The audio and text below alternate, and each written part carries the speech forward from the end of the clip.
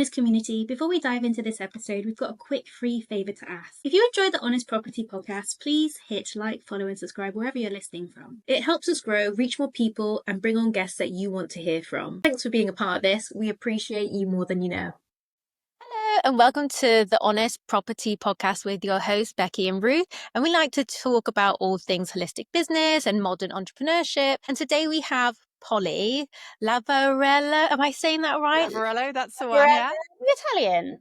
I'm not actually, it's my ex-husband's name. Oh, okay. I was like, it sounds like we're somewhere fun. You sound so much more fun than my current husband, who's Pierce, so, you know. We're honoured to have Polly on our podcast. We've turned the tables today. We were on Polly's podcast. We'll actually put that in the show notes as well, so you can listen to that episode. But Polly is basically a digital expert. She's a digital entrepreneur queen online. Yeah, and she guides people and helps people also become their own digital entrepreneur. And in this day and age, it's such a skill. It's so important to be able to have this, especially if you want to be able to work on your own terms. So thank you so much, Polly, for sharing your wisdom today on this episode. Absolute pleasure. I'm so excited to be here chatting with you ladies again. It's going to be so much fun. Well, this is a kind of topic we love. We like generally nerds for. So could you tell us how you even got got interested in this and your story? And you said you weren't advertising before. So how did this come, like the whole evolution of where you are now from where you were before? Well, I'm kind of the accidental entrepreneur in that before I had kids, I had worked in a marketing agency. I was supporting both like small startups all the way through to like Yiski Bank and other big established corporates, sometimes with events, sometimes with marketing, but all things to do with business growth and networking and all the good stuff. And not long before I had my daughter, I was made redundant from this marketing agency because they were like, you're not a good account holder walking around with a big pregnant belly. You're not able to do Gibraltar, where I was living at the time, was quite kind of in the 70s still in terms of their mindset. So it wasn't anyway. And at that time, I was like, I'm just going to take this time to study, but I got bored. So I started I actually weirdly enough started baking and documenting it in a blog. And then next thing I knew, I had a business called Polly Mixtures. So that was my first foray into kind of being an entrepreneur, where I literally just shared my journey and people were like, how can we buy this from you? How can you come to our party and cater for it? I was like, I'm not a caterer. I'm not a baker. I just do this for fun. And it became an accidental business. And then similarly, when I had my daughter, I had a traumatic pregnancy with her. Like, she was born 11 weeks early. And there wasn't really a kind of parenting community where I was living at the time. And while it wasn't entirely unique, things like Mumsnet existed in the UK, I started this website called Mum on the Rock. And then next thing I knew, I had 2 magazine columns. I was being invited to be on the equivalent of Loose Women in Gibraltar, where I was like a TV panelist. I was invited on radios. I did a public talk alongside the chief minister over there. Like, everything blew up. And it was my first kind of like initiation. Like, obviously I'd taken all those marketing skills from helping other businesses and just applied it to what I was passionate about. And at the time I was in a really fortunate predisposition that I had a husband, so I didn't have any financial need for any of these things to work. I was just doing it because I was obsessed, because it was fun, because it was exciting. But then a few years later, this story is quite a long-winded story, but we're getting there, guys. We're getting there. Thanks for being patient. Please tell us. We're getting to the exciting bit. We're getting to my rock bottom. So after all these kind of fun forays into entrepreneurship, where it almost felt quite easy, I ended up leaving my husband, like 2 kids in. So one was 1.5, one was 3.5. And I came back to England to be close to my parents and be close to my family. And, at a time like that in your life, you want to have people around you who can support you. And also in Gibraltar, it was illegal to work from home. You had to have an office. And I was like, well, that's not going to work for me with 2 small kids. So I came back to the UK. And to begin with, I thought, well, what's going to give me the most security? It'll be getting a job. But I couldn't find anything that wasn't really time intensive or demanding or didn't pay well enough. So this is why I say accidental, in that everyone was like, well, Polly, look at all the things you've achieved. Just carry on doing that. But it felt really scary with the pressure of, and it's got to work, and it's got to provide for 2 small children. So I literally kind of started, I went on universal credit temporarily. I was in this tiny flat. COVID hit, I got really ill. But around the same time, I launched my first ever group program. And when I launched that group program, I had my first ever 10K month. And bearing in mind, I'd only like started posting on Instagram in February. By April, I'd suddenly like had this 10K month, which was amazing because a year or two prior to that, I'd been kind of just contracting, doing Facebook ads for like small businesses, reliant on referrals. And again, I had one of those moments where I was like, I need to create something that attracts people to me. So I'm not just reliant on what other people, otherwise they'd be like, oh, that Polly girl, she works really hard. She doesn't charge very much. And so you just end up in this cycle of that Polly girl, that Polly girl. And so I had to kind of reinvent it by kind of standing for what I was inviting people in. Anyway, that gave me a taste of what was to come. I took myself off universal credit. I moved us into a house. I told my then boyfriend, who's become a husband since, and yes, I paid for the wedding. I told him that I wanted him to go down to less hours so he could help with the kids more. And so I've gone from like that rock bottom of being propped up by universal credit to now 5 years in almost. Yeah, 5 years because it's February. Bloody hell. Celebrations over here. 5 years in, now living in this house for the last 4 years of those 5 years, being the sole earner or the main earner for the last of those 4 years. And since then become a multi-six-figure business owner. So it's been a journey, guys. It's been a journey. I'll let you talk now. Amazing. We're astounded. Like your story, we just had the tip of the iceberg. I feel like we're just blown over. Wow, that's so impressive. 5 years, only 5 years in, and you're already at this stage. And your husband, is he still working at the moment? Are you the...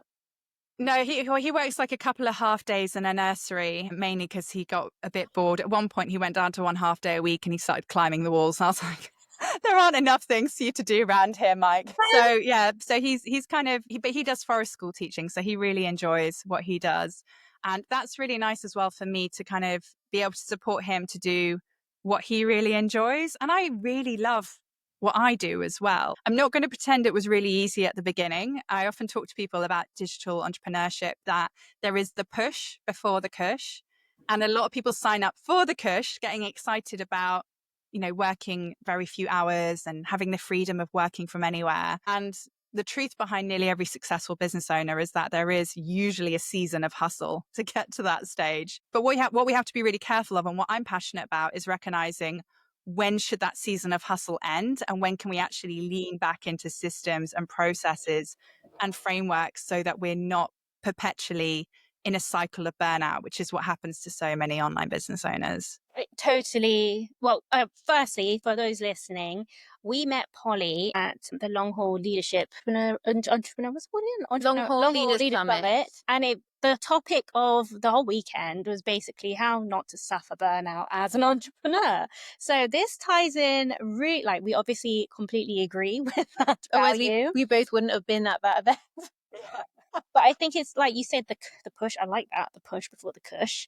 The push, you do have to, you get into a routine of doing that for a period of time. It's really hard to know when to stop and have the self-awareness to go, things need to change if you want to progress.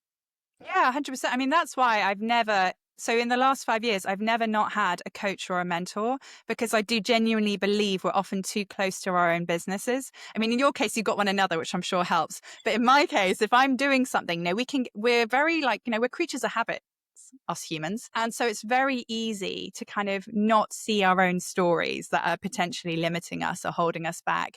And we can also feel a real sense of safety around those habits. And so there's always that fear when you change anything up, no matter how small, like what's been working so far has been working. What if this doesn't work and undoes everything I'm doing so far, which is so rarely the case. We're usually like so much further away from the fear we have than we think it is.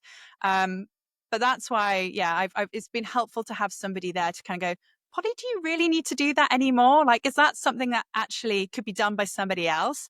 And what does that then give you the capacity to do on the other side?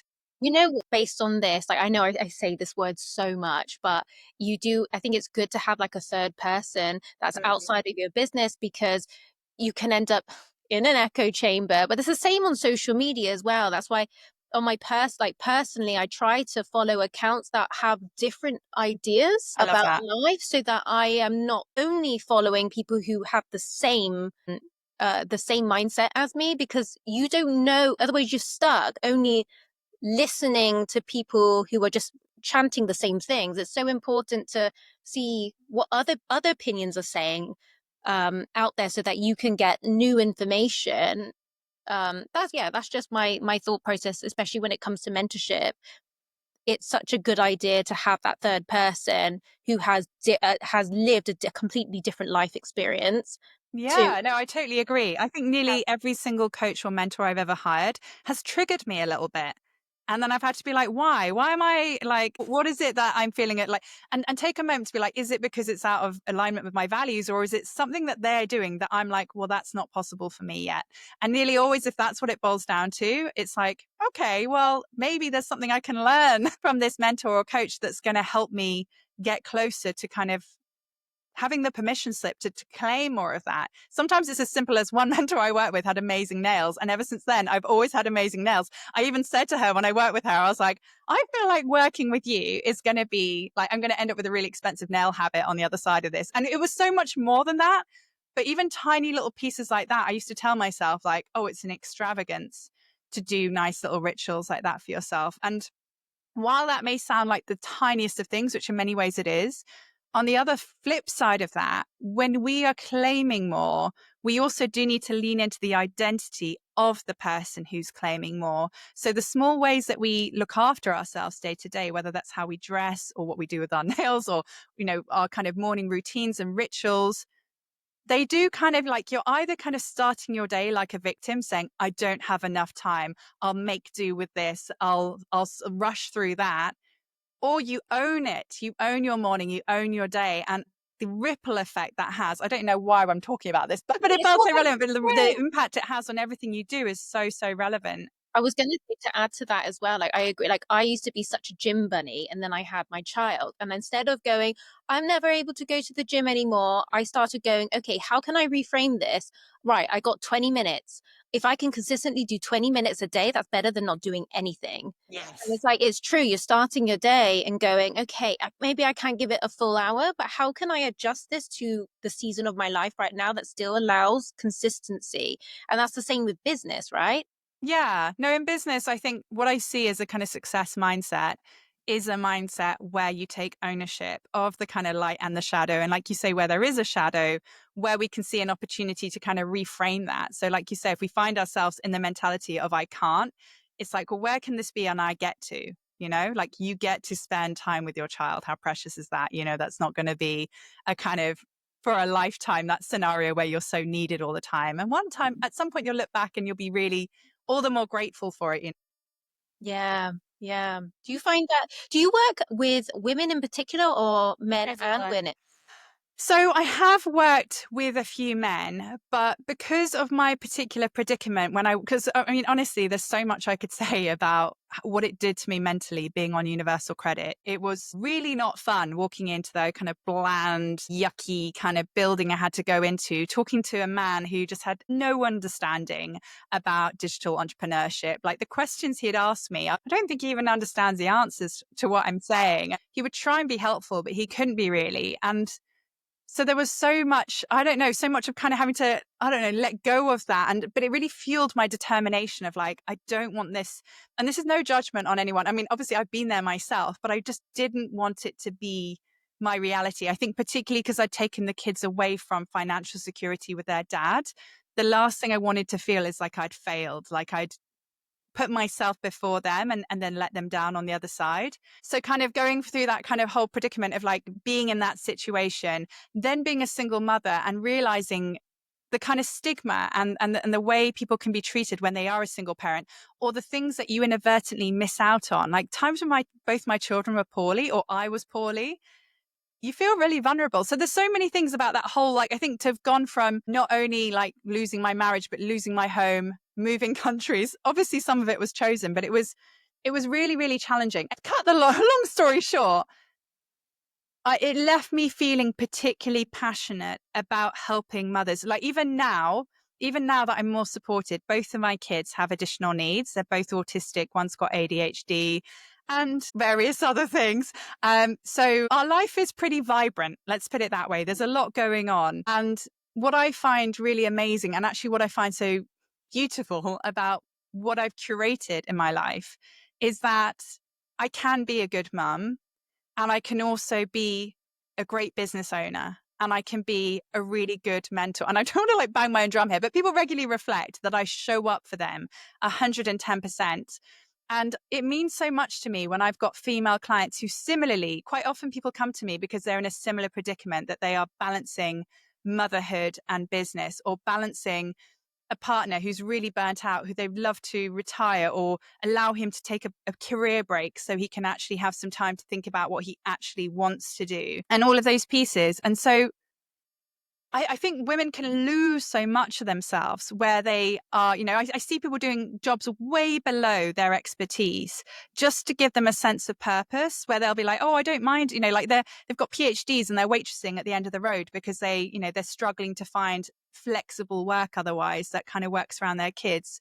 And so when I can help somebody turn around and say to me, like this year, for example, or I say this year, end of last year, one of my clients turned around to me and said, my goodness, I just had a 40K month and I just paid for it to take all my family last minute to Lapland. So we're going there for 10 days at Christmas. I mean, what beats that? That's just and I think there's enough men out there supporting a lot of men. So I kind of feel like if they want to come to me, they can. But in terms of my group spaces, it's for women, because I also feel it creates a safer space where people can talk about the impact of perimenopause, the impact of the mental load that they're juggling that other people don't necessarily have to carry themselves, and various other things that I think people can communicate in a safer way by it just being an all-female space. Before we continue, here's a quick thought. Ever feel like there's just never enough time to focus on what really matters in your business? You don't have to do it all alone. As they say, a great team makes everything easier. That's why we've partnered with the Freedom Geek. Their talented Filipino VAs help us with tasks like admin and podcast editing, just like for this episode, giving us the freedom to focus on what really moves the needle. If you're looking to reclaim your time and to work smarter, then check out the Freedom Geek. All the details are in the show notes. Now let's get back to our conversation. I was going to say as well, is like you have a lived experience as well as a woman.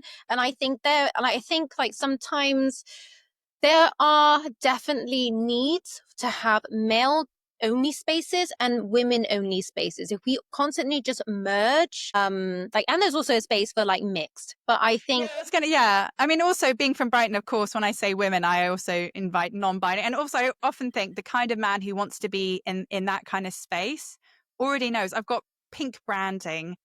All my messaging is towards women. So when men still see that and go, that's a space I'd like to be in, then I do vet everyone who comes into my space anyway, but I generally know that kind of person is going to get on just fine. Like I'm a sister of two younger brothers. So I kind of get that if they're happy to be around all of that, then they're very welcome, Totally, yeah, completely agree. Because obviously, like with what we share, it's essential.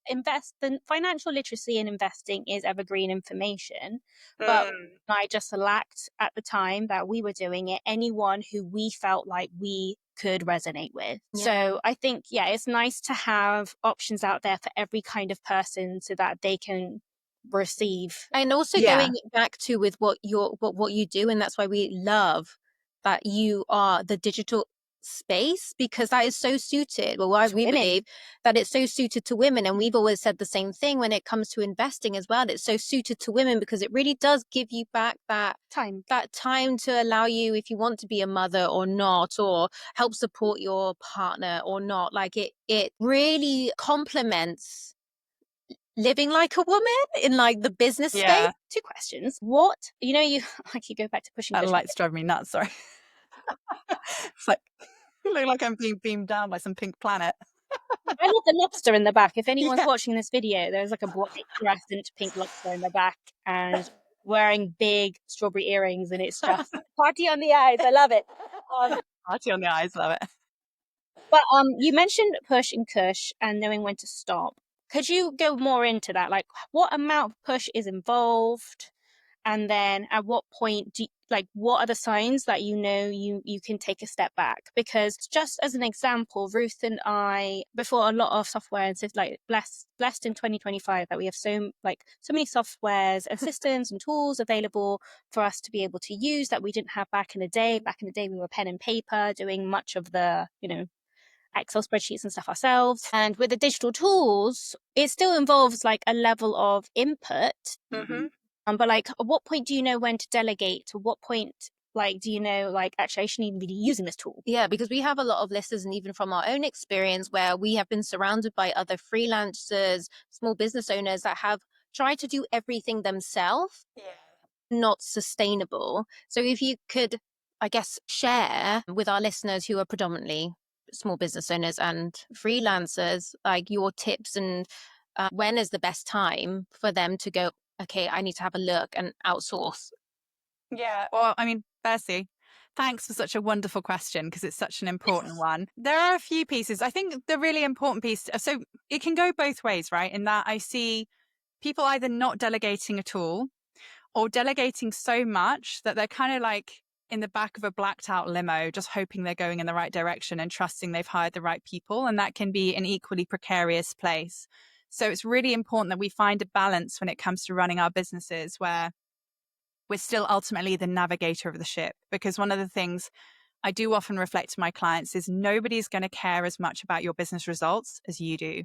So it's finding that balance, right? But sometimes people feel so much in that kind of energy that they don't delegate at all. And equally, I often will say to my clients who I see falling into that pattern, like, is the way you're running your business now a way you can foresee yourself running it in 3 or 6 months' time? And if they say no, I'm like, well, don't imagine that this is going to suddenly stop. Like, what you set yourself up for today is going to be the same habits you're kind of slipping into in 6 months' time, unless you decide to look at things differently.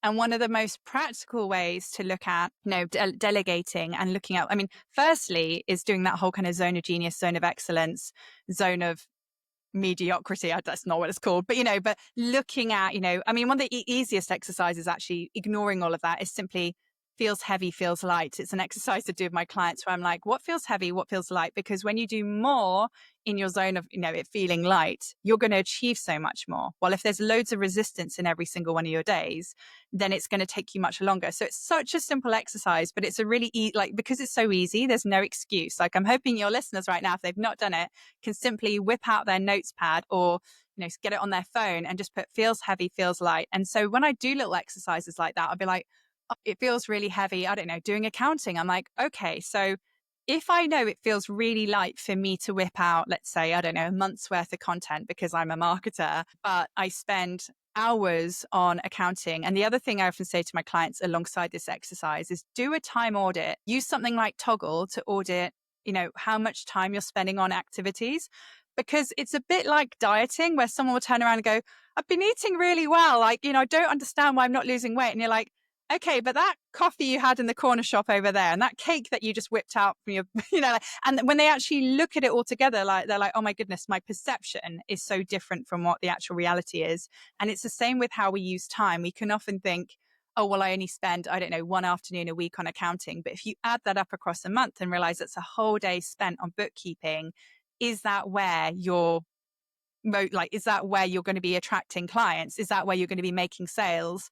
If it's not, then find someone else who's going to do it. So there's a whole piece around understanding like what feels heavy, what feels light, understanding, being honest with yourself about how much time you're spending on these activities.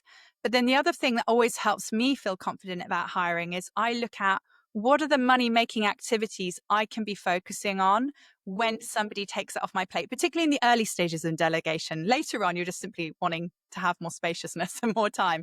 But in the earlier stages, when you're just kind of still growing your business to the point that it feels comfortable, when I hired my first VA, I was like, oh, well, that's going to give me more time to get visible and create videos and do all the things that will help people find me. And then it's a total no-brainer.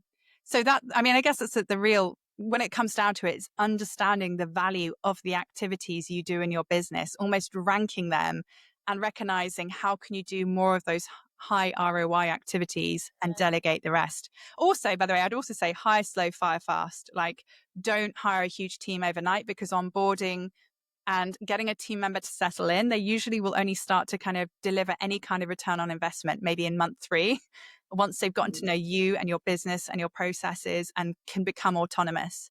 And the lead up to that is going to be more work rather than less work. And I think people who are new to hiring don't necessarily recognize that. And then they can too soon go, well, this isn't working, when actually they just needed to give it more time and allow that person to truly get their kind of feet under the table. That's true. And also wanted to add as well, like from everything that you've just said, it's like you've got to, if you're, say, one person that's works solo and you need to delegate so that you can stay in your zone of genius, and say it was creating content to be able to get leads, then you just, I think it's like sucking up and just saying, okay, I've got to take a bit of a pay cut to delegate for that short period so that I can then grow to then have the income that I want. And I think a lot of entrepreneurs can be quite scared to take that pay cut so that they can outsource. But like it's a balancing act of going, okay, so this is the short term, this is what I have to sacrifice to be able to grow and make more money for the long term to then continue to keep outsourcing. Yeah. I think it also helps that I've got my agency background, in that, you know, we would have never had an agency without a sales department, or an agency without a marketing department. You know, we were marketing other people's stuff, but we equally had our own marketing department to ensure that we were. And so you had your bookkeeper. Like, you would never not invest in those areas in your business. And I think one of the mistakes people make early on in business is thinking about their time being free. And they're like, well, I can just post something on Instagram and it's cost me nothing.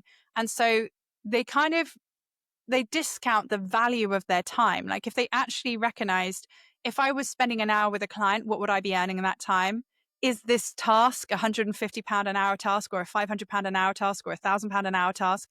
If it's not, why are you doing it? You know, it's really kind of trusting in your ability to generate revenue in that time that you have a team member supporting you. So I hear you on the whole, like, taking a pay cut thing, but it's also kind of looking at it through the lens of, like, your business is kind of like a machine. And if you have those cogs that are missing, it's going to be like, I don't know, like manually powering a treadmill, like pushing to make it move rather than actually just switching it on. Like, it's just going to feel a million times more difficult. But you're right. There's that element of, like, don't think about what you're earning today or this month. Think about what you want to be earning in 6 months' time or 12 months' time, and make the decisions from there, even if it feels scary, because otherwise in 6 months' time, you will have given up because you'll be exhausted. Yeah. And then that's when you're burnt out, isn't it? And I think, I was going to add a point to there as well. It'll come back to me. So you're predominantly of the digital entrepreneurs that you serve are people who have a certain online service or a product online. How do you advise them to be the most efficient at what they do? Because a lot of the reason, like you do, have a digital entrepreneurship business, and our property business is all going to be very much digital as well, is to claim back a lot of time. What's the most like time efficient way? Like how would that day kind of look, and how much is enough time to put into your business to know you're still looking after it and you're navigating the ship, but it's not becoming like a new 9 to 5 you're just doing at home? Yeah, no, I hear you. Like, ultimately, if you're too busy in the service provision, you're not actually allowing enough time to, like, market and sell your business. And I do find for a lot of early on business owners that they are guilty of either falling into the trap of considering marketing as selling, or being so into their selling and just kind of neglecting their marketing. And you do need to have a balance of both. But I actually have to keep it what I refer to as my Cushy Framework, which is I start with calling it commit to your Cush. So Cushy, commit to your Cush. And what that means is, if we don't think in advance about how many hours we want to be working, and we don't structure our business around that, then, you know, I've had someone come to me in the past who was like, oh, I've got a £50 membership. I want to make £10,000 a month. And when we kind of broke it all down, like forensically, I was just like, you do realize how many sales you're going to have to make per month. So how big your following is going to need to be. And then I was like, and the number of, and when she shared what she was doing in terms of delivery, there were personal touch points where I was like, there aren't the physical hours in the month for you to hit your monthly goals, because all of this has been done backwards. And so sometimes people have the assumption that something cheaper is going to sell more easily. And that's just not the case. It just needs to be something that solves a problem. And if you solve a valuable problem, then you can have a nice price tag on there. And equally, when you find an efficient way to solve that problem. So we start with committing to your Cush, because some people come to me and they're like, you know what, Polly, I am here, like, foot on the gas. This is my year where I'm all in because I'm just in a really good place to do it. And who am I to judge if that's where they're at? Other people come to me and they're like, I've got 2 or 3 hours a day, Polly. What should I be focusing on? So it's starting with where you're at. And that bit's really important, because if you're not aware of where you're at, you may take on some Instagram guru strategy that is not a fit for where you're at in your life. And then you will shame yourself and go, I'm not as good as XYZ, when they have a totally different set of like priorities and circumstances to you that meant that you were never going to win. And unfortunately, a lot of people online can be a bit unscrupulous and they won't necessarily highlight that to you. So start with you, start with your priorities. Don't allow anyone else to dictate that for you. Otherwise, and this is the situation I was in my first year in business, in that, you know, at the end of the year, I was like, okay, I've had a 30K month. Great. But actually, I'm feeling really burnt out. I'm feeling really tired. I can't carry on doing it this way. And that's how I went into the Evergreen space. Yeah, I agree. I completely agree. Becky and I, when we ever have our business meetings, we always start from the end and work backwards. I And love that. a lot of people who've asked us for one-to-one mentorship, and we just were like, it doesn't align with our energy goals at all. It doesn't align. And like, we could make our course cheaper, but we spent a lot of money on our course, and we are very like, everything, we put so much work into our course and know it has so much value. We don't want to discredit the hard work that we put into it just to make sure that we got the more sales. We genuinely believe what we're offering is life changing. Yeah. And I think Yeah. when you have that self belief in the value that you're offering, it's hard. Yeah, you don't really want to negotiate too much on what it is you're putting out there in the world. Exactly. So I'm so happy that you just said that, because the U in the Cushy framework stands for uplevel your offer suite. So what you've done is step 2 of my framework, which is, like you say, when you create a curriculum that you can really get behind, that is the most efficient way to manage your time. Because, and also when people say to me later on, like, oh, I don't know who my ideal client is, I don't know how to sell, I'm like, well, then that probably means, sounds a bit harsh, but it's true, your offer's probably not going to be that good either. Because if it doesn't solve a valuable problem, if it's not clear who it's for, then chances are what you've created is too generic. And, you know, I often say to people when they're building their offer, start with, what testimonial do you want your client to have on the other side? And don't make it like, oh, Polly's great. It'd be like, wow, I finally have gone from a 3K month to a 10K month business. Or wow, I'm finally working, I don't know, half the hours and making twice the revenue. And then build your curriculum around ensuring that that outcome is almost inevitable. You know, obviously we can't walk in other people's shoes to give them the result, but up-leveling your offer suite, step 2. S is selling, validating, and systemizing. The validating part there is really important, because a lot of people want to run ads, or, I don't know, kind of sell an online course without having validated it, and then end up kind of having built out a really expensive funnel and it's not doing much. And then H stands for harness the momentum, which is all about having those evergreen systems, those rinse and repeat marketing strategies, so that it's consistent, so that you do have that spaciousness. And then Y stands for YOLO. Because you only live once. So why no? I think the real beauty of like building a business, you know, by yourself is you do start to recognize how much control you have over your life. And the sooner you really harness the sales of your own business and dictate how you want it to look, the sooner that will become your reality. And I think the biggest mistake people can make in online business is feeling like at some point they'll get recognized, or at some point there'll be some crazy demand that will make everything work for them.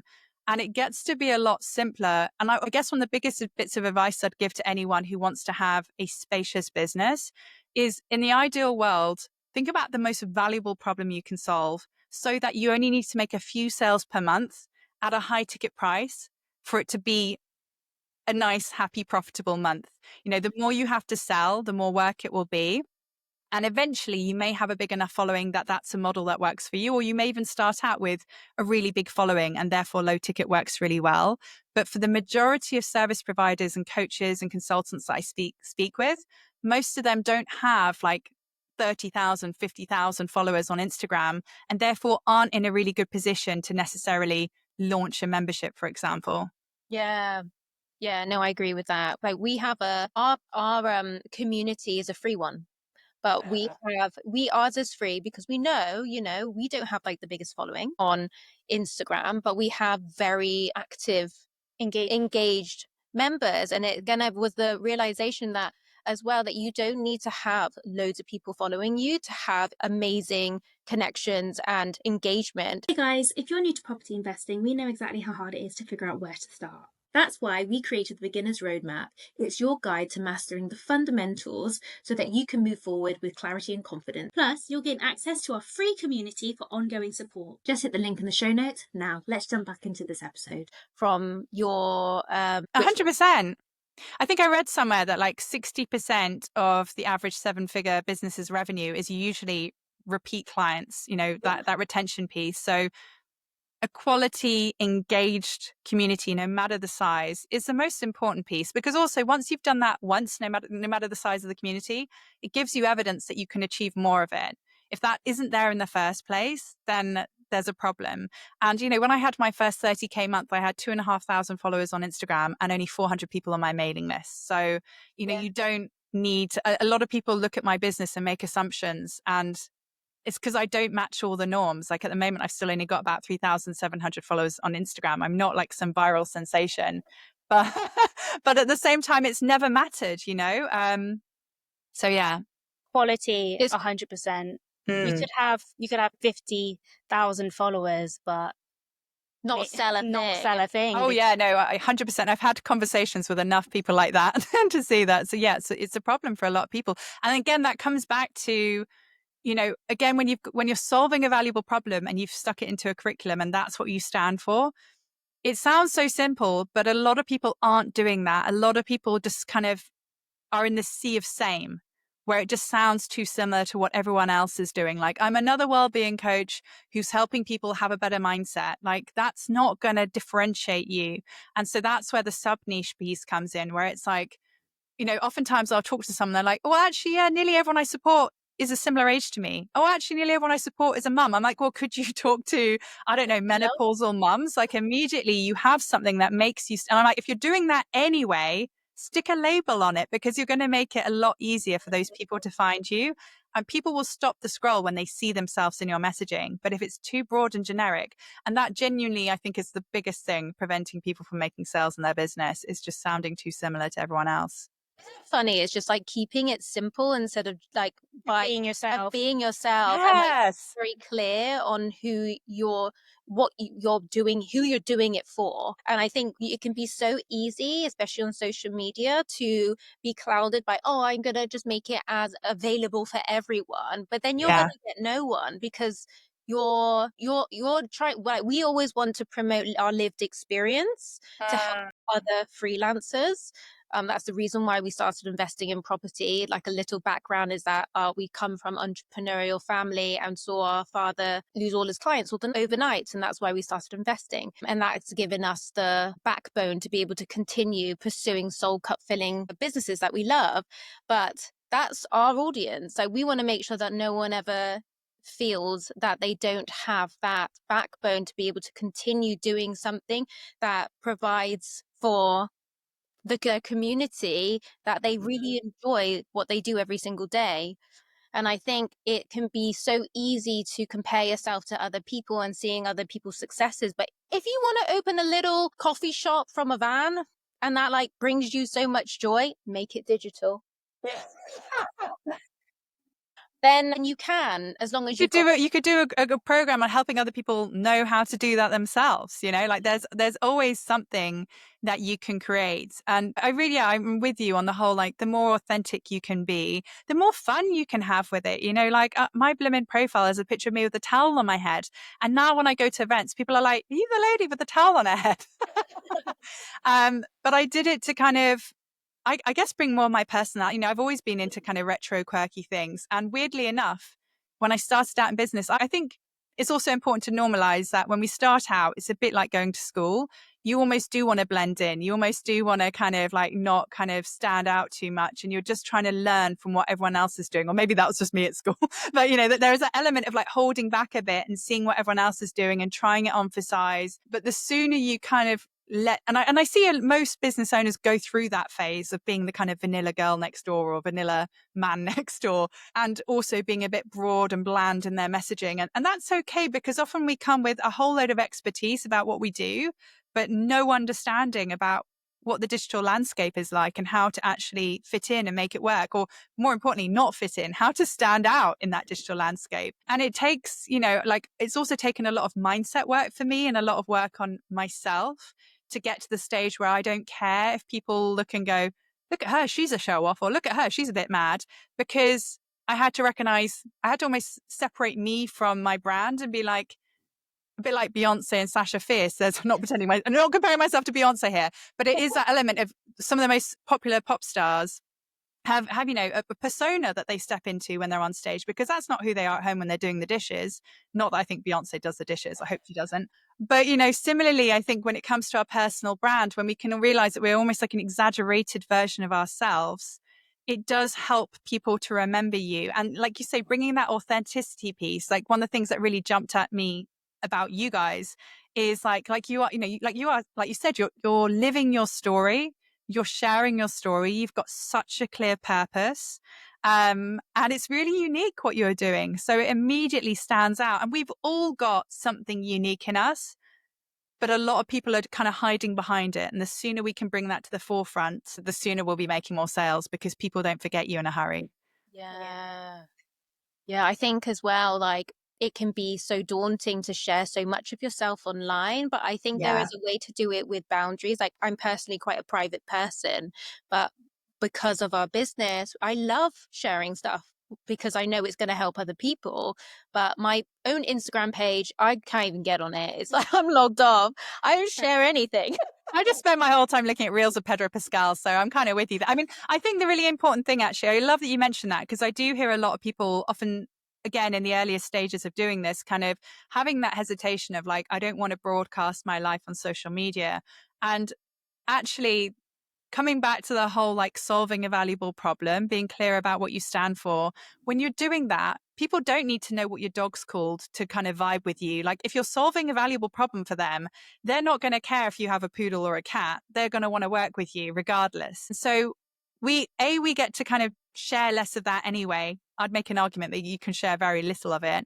And B, I think the other thing that's really helpful, at least that's helped me, is similar to you, I have really strong boundaries. Like I share very little of my children online now. And when I do, I cover their faces and stuff, because they're getting older, and equally their story, aside from referencing the fact they have diagnoses, I don't share much more than that, because that's their life, you know, and it's not for me to broadcast.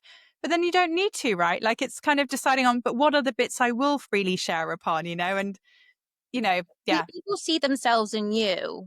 And I think that's like the biggest lesson, especially when it comes to children, right? You can easily just say, I'm a mother, but you don't need to share like a ton of photos of your children, because people can still relate to the fact that you're still a mother. 100%. In fact, they may even relate to the fact that you're a mother who doesn't want to share about your kids online, and actually see that as a really refreshing permission slip to recognize that they can do the same, you know?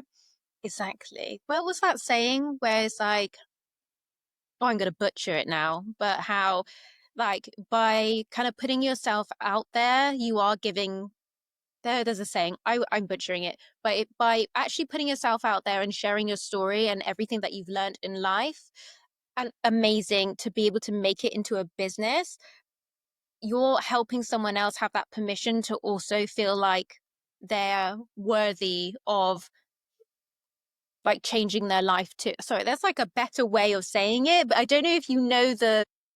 I don't, but I totally hear what you're saying. And I think it almost comes back to what we were talking about earlier as well, with the triggering piece, in that sometimes people will have an adverse reaction to what you're doing before they get on board. But nearly always in the long run, they're kind of grateful to you for it, because it's putting a light on something that maybe they've been ignoring that they want for themselves. Like, I don't drink alcohol very often anymore now. And the amount of people around me who are like, oh, go on, Polly, have a drink. Because, and I know one of the reasons why they care so much is because maybe there's a part of them thinking, I don't, like, questioning what their life would look like if they weren't doing that habit. Random tangent going on here. We don't have to explore that one. But I just mean, like, you know, people will often, you know, kind of get triggered a bit by something that they kind of themselves want a bit more for themselves, but are too scared to explore it, you know? I was going to say, actually, so I'm vegan and I don't drink anymore. And I am now. At the beginning, it was a bit, I thought, oh, I'll be the boring person. No one wants to hang out with me. But actually now, my friends don't call me to go for cocktails in the evening. They call me for a morning wholesome walk with a coffee because they know I'm that gal that they'll be able to feel good about themselves afterwards. I love that. I'm that gal where you'll feel good afterwards. Stick that on a t-shirt. So just to wrap up this episode, we've got a question. It's basically finish the sentence that we love to ask our guests. And it is, honestly, the biggest lesson I've learned is life's too short not to go after your goals. And that there's just somehow always a net there waiting to catch you. There just is. So don't be afraid to go after what you really desire. I think we have so much more freedom than we recognize, and we're almost too scared to look at it. And that was way more than one sentence. I apologize. no. I kind of got carried off on a little stream of thought there. I was like, ooh. I love them. We were like, and then, oh, so Polly, yeah. if we always believe, this is why we love having Polly as a guest on the podcast, is that business and investing go hand in hand, especially if you can make it digital. Yeah. And that is a way, like a really strong way to help yourself be, if you value time and location freedom. And Polly has some offerings available: 10 days to speedy sales, 60% off 60% off for our followers. What are your other offerings, if you want to share with the audience?